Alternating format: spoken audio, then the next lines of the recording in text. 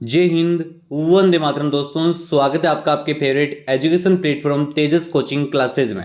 तो दिल्ली पुलिस की class start हो चुकी है और जो भी बच्चे अभी तक चैनल पे नए हैं तो जाके चैनल को फटाफट सब्सक्राइब कर लो भाई। ऐसे ही आपको इंपॉर्टेंट मॉडल पेपर देखने को मिलेंगे, इसलिए आपको शुरू से लेकर अच्छे से एंड तक अटेंड करनी है क्लास को। पहला क्वेश्चन आपका ये रहा, सबसे पहले व्यापारी संघ की स्थापना है वह किस काल में हुई थी? किस काल में हुई? तो किस काल में हुई उस काल का नाम बता दो जल्दी से। किस काल में हुई? वो काल था आपके महाजनपद काल। कौन सा काल?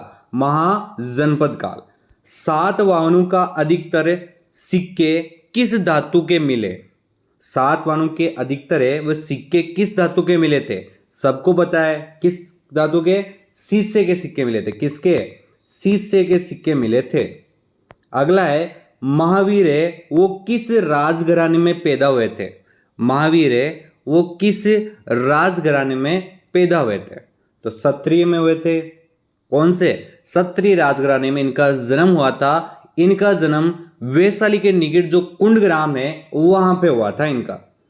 अगला है, किस सुल्तान के काल में खालसा की सीमाएं अत्यधिक विकसित हुई? किसकी? खालसा की सीमाएं की बात हो रही है कि किस सुल्तान के काल में यह अत्यधिक विकसित हुई थी। तो उस सुल्तान का नाम बताओ, क्या नाम है? तो उस सुल्तान का बिल्कुल क्या नाम है? अलाउद्दीन खिलजी नाम था उसका। अगला है, भारत में 1612 ईस्वी में अंग्रेजों ने अपनी पहली फैक्ट्री है वह कहां स्थापित की? बहुत ही अच्छा क्वेश्चन है कि 1612 ईस्वी में अंग्रेजों ने जो पहली फैक्ट्री है वह कहां स्थापित की? तो कहां स्थापित की थी? तो वो स्थापित की थी आपके सूरत में। कहां पे? सूरत के अंदर की गई थी। और इस फैक्ट्री की जो अनुमति है वो जहांगीर ने दी थी। किसने? जहांगीर ने दी थी। और ये एक व्यापारिक फैक्ट्री थी। किस प्रकार की? ये एक आपके व्यापारिक फैक्ट्री थी। अगला क्वेश्चन है आपका, असहयोग आंदोलन शुरू होने के समय भारत के जो वायसराय थे वे कौन थे? कौन थे? असहयोग आंदोलन 1920 में शुरू हुआ, सबको मालूम है। बताओ क्या नाम था उनका?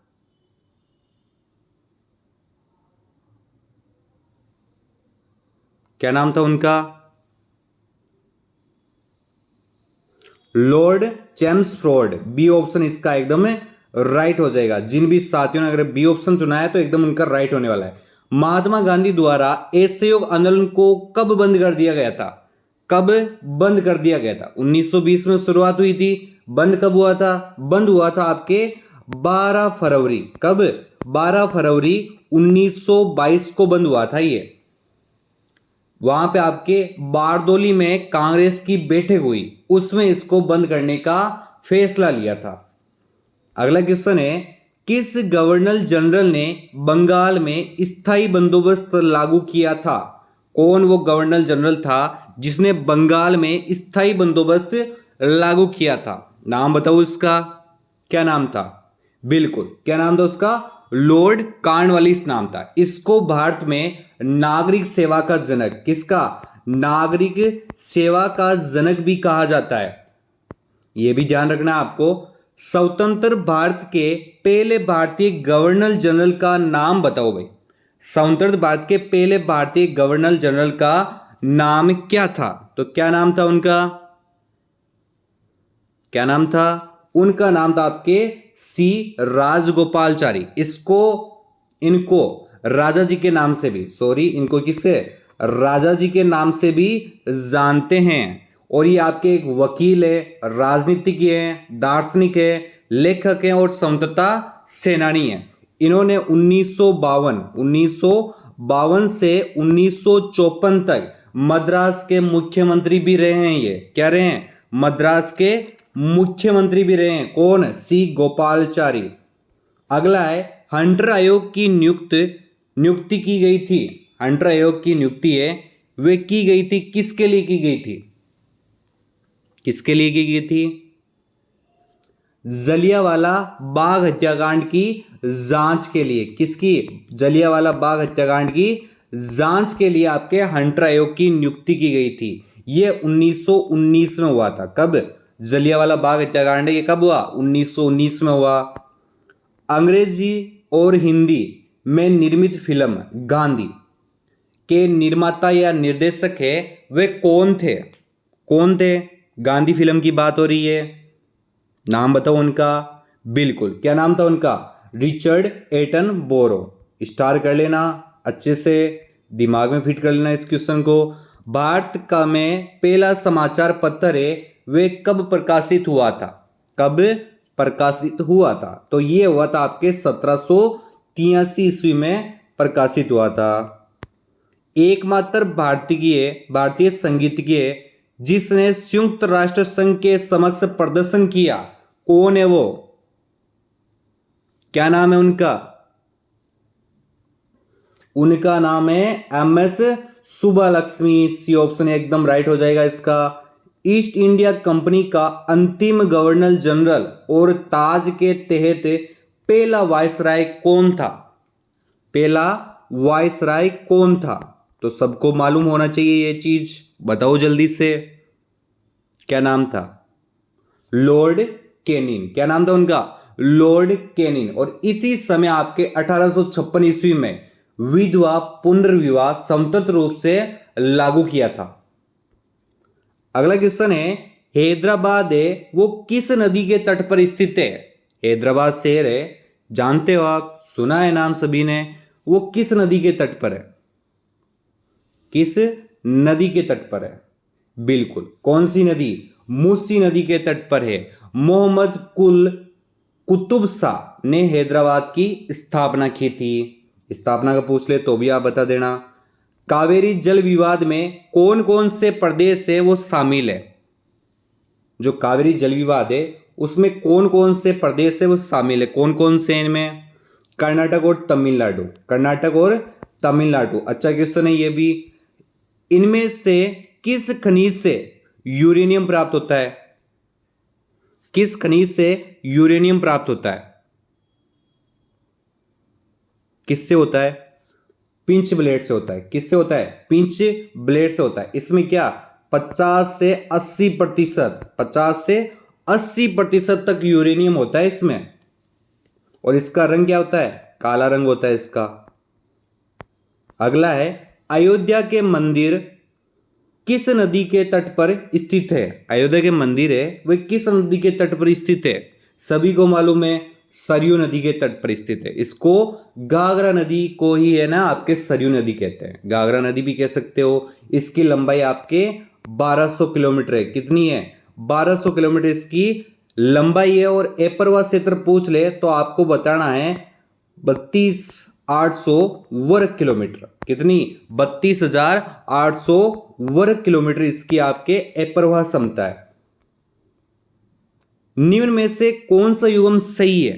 कौन सा युग्म है जो आपके सही है? अच्छा क्वेश्चन है, डिटेल के साथ पढ़ेंगे इस क्वेश्चन को।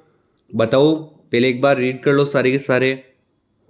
बांकुरा मध्य प्रदेश नहीं, ये आपके कहां है? झारखंड में है। कहां पे? झारखंड हो जाएगा।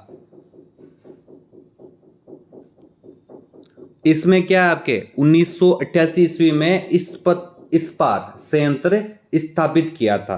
भिलाई का बता दो। भिलाई आपके बिहार में नहीं है। कहां पे? छत्तीसगढ़ में। कहां हो जाएगा? छत्तीसगढ़ में हो जाएगा। इसमें क्या है? Messrs Hindustan steel limited company है।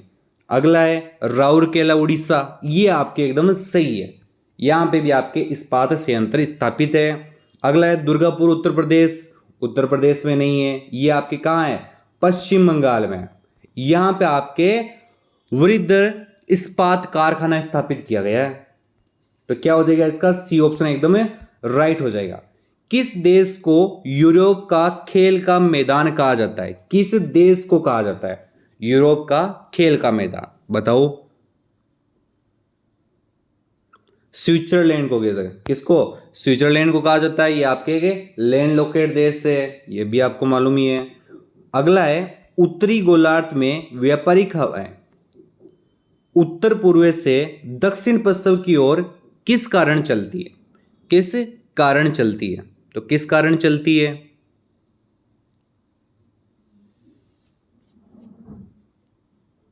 बिल्कुल, कोरियाली शक्ति। क्या होता है? कोरियाली शक्ति के दो, बल के दो। ये क्या होता है? जो हवा होती है ना उसकी दिशा किस पर है, वायुदाब और पृथ्वी के घूर्णन पर निर्भर करती है। बिल्कुल राइट है ना।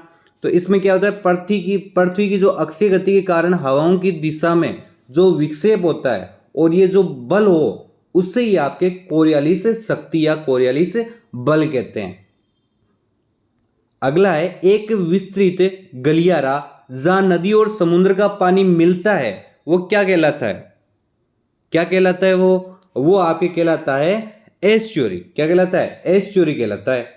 मानसून शब्द है वो किस भाषा से लिया गया है, सबको मालूम है मौसिक शब्द, याद करो मौसिक शब्द से लिया गया है जिसका अर्थ क्या होता है, ऋतु होता है। किस भाषा से लिया गया है, अरबी भाषा से लिया गया है। मिट्टी का कटाव का मुख्य कारण क्या है, मिट्टी का कटाव क्यों होता है सबसे ज्यादा, जंगलों के काटने के कारण, क्योंकि जड़ें जो होती है ना पेड़ की वो मिट्टी को बांधे रखती है, काट देंगे तो वो ढीली हो जाएगी और जल के साथ निकल जाएगी। लोकसभा का 5वां वर्ष सामान्य कार्यकाल समाप्त होने से पहले इसे कौन भंग कर सकता है, कौन भंग कर सकता है, कौन है वो, राष्ट्रपति है वो क्या है, प्रधानमंत्री की सिफारिश पर इसको रद्द कर सकता है, भंग कर सकता है। अगला क्वेश्चन है 73वें संशोधन के बाद निम्नलिखित में से वे पहला राज्य कौन सा था जिसमें पंचायती राज संस्थानों के सीधे चुनाव कराए गए थे। बहुत ही अच्छा क्वेश्चन है, क्या हो जाएगा, जल्दी से बताओ क्या हो जाएगा इसका राइट उत्तर, बिल्कुल मध्य प्रदेश। क्या हो जाएगा, एमपी इसका एकदम राइट उत्तर है। भारतीय संविधान के निर्माताओं के मन तथा आदर्शों की झलक मिलती है, कहां पे मिलती है, प्रस्तावनाओं में मिलती है। क्या हो जाएगा, ए ऑप्शन एकदम राइट हो जाएगा इसका। भारत एक संसदीय लोकतंत्र के रूप में जाना जाता है, क्यों, क्यों जाना जाता है भारत एक संसदीय लोकतंत्र के रूप में, अच्छे से ऑप्शन पढ़ो एक बार, क्या हो जाएगा,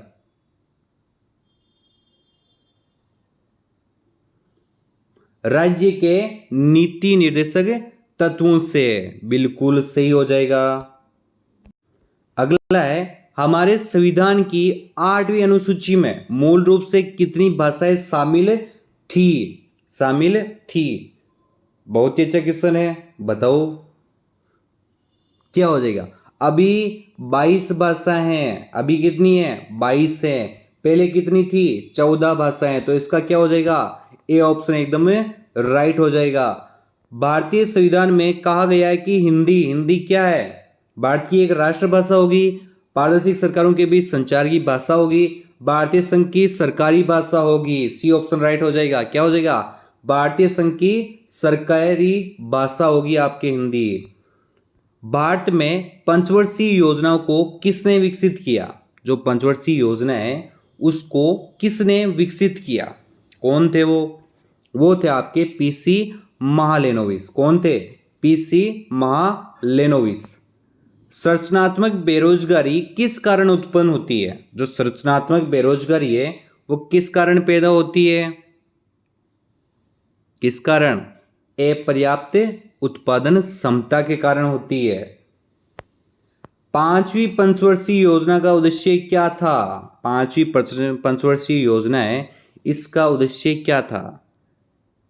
5वीं पंचवर्षीय योजना कब से कब थी, 1974 से 1989 तक थी ये आपके। इसका क्या था, गरीबी हटाना, क्या था, गरीबी हटाना, गरीबी का उन्मूलन और आत्मनिर्भरता भी थी इसका। मानव अधिकार दिवस है वे कब मनाया जाता है, मानव अधिकार दिवस है कब मनाया जाता है, ये मनाया जाता है आपके 10 दिसंबर को। कब मनाया जाता है, 10 दिसंबर को मनाया जाता है। पुस्तक फ्रीडम बिहाइंड बार के लेखक या लेखिका कौन है, किसके, फ्रीडम बिहाइंड बार के, बताओ कौन लेखक है, क्या नाम है उनका, उनका नाम है आपके किरण बेदी। क्या नाम है, किरण बेदी हो जाएगा। निम्न में कौन सी पुस्तक है जो सलमान रुश्दी ने नहीं लिखी, कौन सी पुस्तक है वो जो आपके सलमान रुश्दी ने नहीं लिखी। द सेम भी लिखी है, द सेडनी वर्सेस ये भी लिखी, डाउनफॉल ये नहीं लिखी, और मिडनाइट चिल्ड्रन ये भी आपके इन्होंने लिखी है, यानी कि सी ऑप्शन इसका एकदम राइट हो जाएगा। नहीं लिखा है वो पूछा है।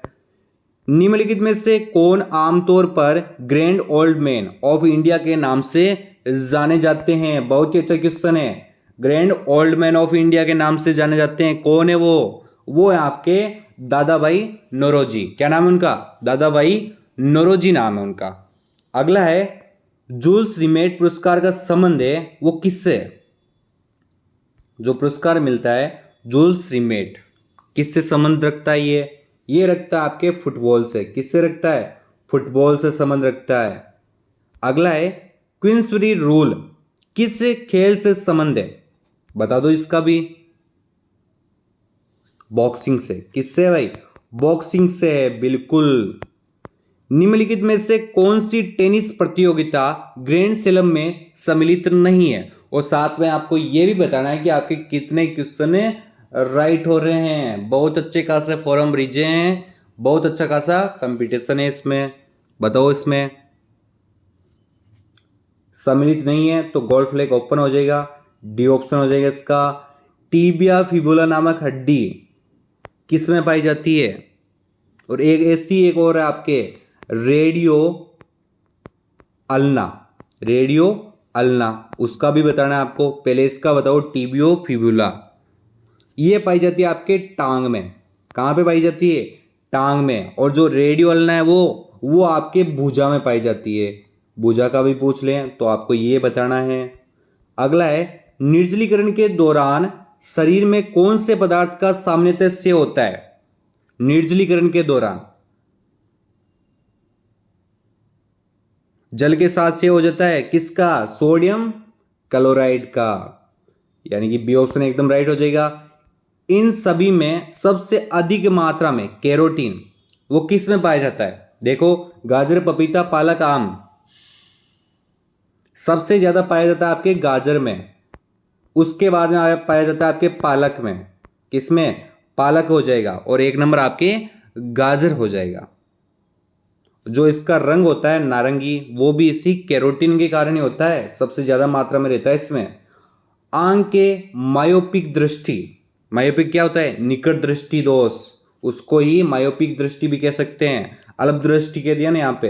बताओ क्या होगा? रेटिना के सम्मुख प्रकाश किरण केंद्रित होती है। यह क्या है? एक प्रकार का अपवर्तक दोष है। किस प्रकार का? आपने अच्छे से डिटेल के साथ पढ़ा होगा तो आपको मालूम होगा ये एक प्रकार का अपवर्तक दोष है, जिसमें वस्तु का प्रतिबिंब रेटिना के सम्मुख बनता है। किसके? रेटिना के सम्मुख बनता है। अगला है 1 ग्राम वसा होती है। 1 ग्राम वसा होती है। आपने कहीं पे पढ़ा होगा 100 ग्राम वसा में आपके लगभग 900 कैलोरी, कितनी? 900 कैलोरी ऊर्जा होती है। तो यहीं से आइडिया निकाल लो क्या होगा? 1 ग्राम में 9 कैलोरी ऊर्जा होती है। कितनी? 9 कैलोरी ऊर्जा होती है। अम्ल वर्षा किन के पर्यावरण प्रदूषण से बनती है? अम्ल वर्षा पढ़ा है आपने, NO और SO2। जब ये आपके जल के साथ क्रिया करते हैं तो क्या बनाते हैं? HNO3 बनाते हैं और H2SO4 बनाते हैं। क्या होगा इसमें? बिल्कुल नाइट्रस ऑक्साइड और सल्फर ऑक्साइड, यानी कि आपका डी ऑप्शन इसका एकदम राइट हो जाएगा। अगला है SI इकाई में लेंस की शक्ति की इकाई क्या है? बताओ क्या हो जाएगा? डायोप्टर हो जाएगा। बिल्कुल क्या हो जाएगा? डायोप्टर एकदम सही हो जाएगा। वायरलेस का आविष्कार है वो किसने किया? वायरलेस का आविष्कार है वो किसने किया? इटली के वैज्ञानिक थे परसूर। कौन थे वो थे आपके मार्कोनी। इनको क्या 1909 में, कब? 1909 में भौतिकी के लिए नोबेल पुरस्कार मिला। किसके लिए? भौतिकी के लिए इनको नोबेल पुरस्कार मिला था। मार्कोनी नाम है। ए ऑप्शन इसका एकदम राइट हो जाएगा। अगर क्लास अच्छी लगी हो तो जरूर लाइक करना और सब्सक्राइब भी करना। मिलते हैं आपको नेक्स्ट क्लास में। जय हिंद, वंदे मातरम दोस्तों।